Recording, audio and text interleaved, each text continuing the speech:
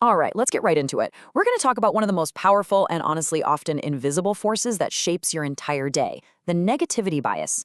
It's the reason bad news can feel so crushing and why one little criticism can totally overshadow a bunch of praise. I mean, really think about it.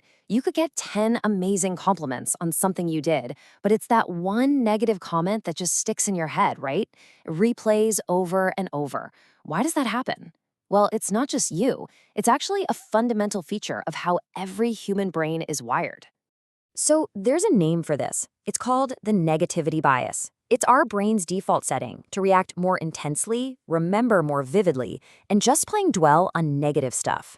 There's this basic imbalance in our heads. Bad stuff just hits us way harder than good stuff. Now, to understand why our brains are like this, we have to go way, way back. Because this isn't some modern bug in our system, it's actually an ancient feature.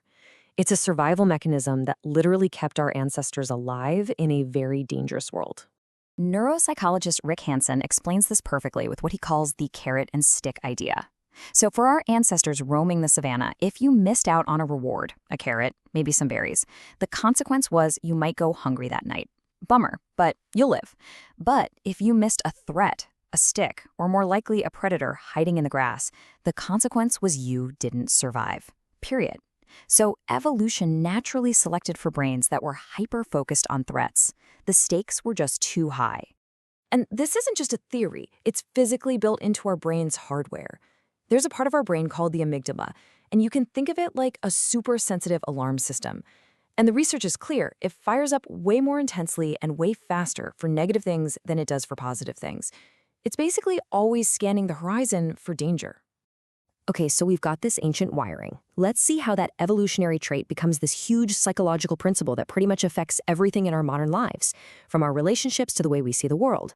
So back in 2001, a team of psychologists led by a guy named Roy Baumeister sifted through a mountain of research and came to this one simple, really profound conclusion. Their paper established across all kinds of human experiences that bad is stronger than good. And here's the crazy part. They found this wasn't just about big, traumatic events. It's everything. It's in our everyday conversations, in how we learn, in the first impressions we form of people. Our minds consistently give more attention, more processing power to anything negative. And here's maybe the most famous real-world example of this. The relationship researcher John Gottman made a huge discovery. For a relationship to actually be happy and stable, the ratio of positive interactions to negative ones has to be at least 5-to-1. That's right, it takes 5 good moments, like a hug, a joke, a compliment, to balance out the psychological weight of just one negative moment. That's how powerful the bad stuff is. So, we have this ancient brain, a brain that's basically Velcro for bad experiences and Teflon for good ones. Now, what do you think happens when you plug that brain into the modern digital world? Well, you get a feedback loop. You get what you could call a digital negativity machine. I mean, the data is pretty wild. One huge study looked at over 95,000 news articles and found that people on social media are almost twice as likely to share links to negative news stories as they are to positive ones. Our ancient programming is directly fueling what goes viral online. But it's not just about the volume of what gets shared, it's about the velocity. The very nature of negativity gives it this kind of digital rocket fuel. In fact, a landmark study out of MIT found that false and negative news travels 6 times faster on social media than true or positive news. Why? Because things like outrage, fear, and anxiety are incredibly engaging. And the algorithms, well, they're just designed to maximize engagement, so they end up pushing the exact kind of content our ancient brain is already biased to look for. And where you are online really matters. For example, the data shows that Facebook users share negative news almost 98% more than positive news. On Twitter, it's still 34% more. It shows you how the design of a platform can either pour gasoline on this fire or just pour a little less.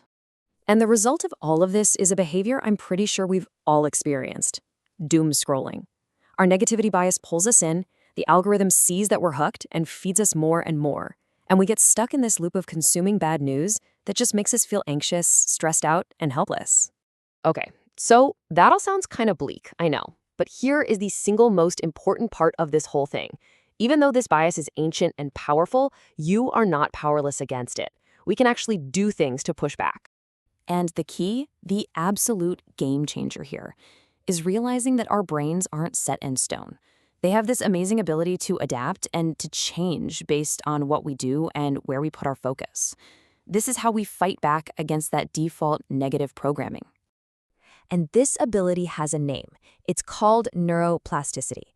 It just means that every single thing you experience is physically shaping your brain. So by intentionally, consciously focusing on positive experiences, you can literally build and strengthen the neural pathways for things like happiness and calm, helping to balance out the brain's natural tilt towards the bad stuff. Rick Hanson, who we mentioned earlier, offers a super simple, really powerful way to do this. He calls it taking in the good. It's just 3 steps. First, just have a good experience. Notice something positive, no matter how tiny. The taste of your coffee, a nice text from a friend. Step 2, enrich it. Instead of letting it just fly by, really savor that feeling for like 20 or 30 seconds. Let it fill you up. And finally, step 3, absorb it. Intentionally feel that good experience sinking into you, like it's becoming a part of you. That's it. This simple practice helps you start rewiring your brain. So let's pull all this together. Your brain came with this incredibly effective ancient alarm system. It was designed to keep you safe in a world of predators by making you super sensitive to anything that could go wrong.